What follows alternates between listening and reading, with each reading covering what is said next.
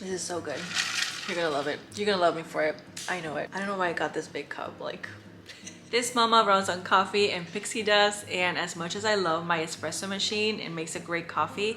In the summer, I prefer something more of a cold brew or an iced coffee. So in this video, I'm going to show you my recipe for my cold brew or iced coffee, whatever you want to call it. For this, you're going to need a French press, water, and espresso. In my case, I use Café Bustelo because it's the best. I just love the flavor. I love how bold it is, how strong it is. And if you haven't tried it, go ahead and try it because it's amazing. Now to start the base, you're going to put 4 cups of water for every cup of ground espresso. If you want more or less, just use this ratio as a reference.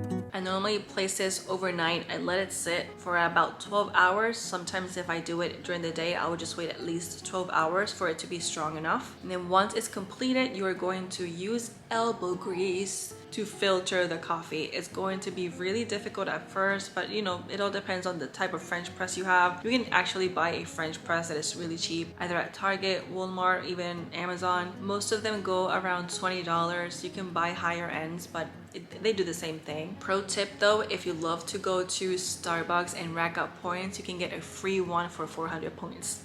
Just so you know. Now that you push all the grounds all the way to the bottom level, you're going to pour out the cold brew. I actually like to pour it into a mason jar or something of that sort, something that it's glass and that it can stay fresh for longer. I secure it with a lid and then I put it on the fridge for it to chill. I most likely wait until the next day for it to be completely cold, and then it's time to serve. Now when it's time to serve, I actually just get like a really nice cup, whichever cup you like. I like to put ice in it first. What you could also do is make ice cubes with the cold brew, so when the ice cubes start melting, it doesn't get too watery. But for me, the cold brew is strong enough, so when the ice starts to melt, it doesn't taste bad or it doesn't ruin it for me. So I put the ice. I actually like to set the straw where I want it to be, because once I pour the cold brew, the ice kind of like gets all solidified and then the straw won't go in.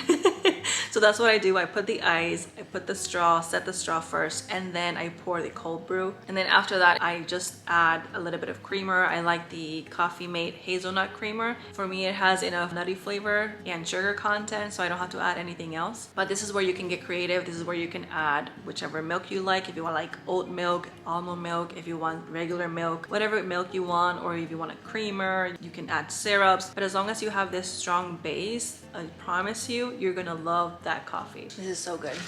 You're gonna love it. You're gonna love me for it.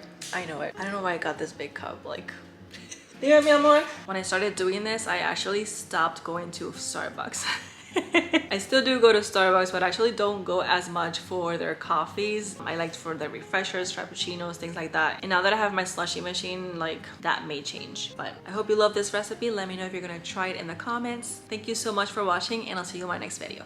For this recipe, you're gonna need a... Oh my god, ¿cómo se llamaba esto?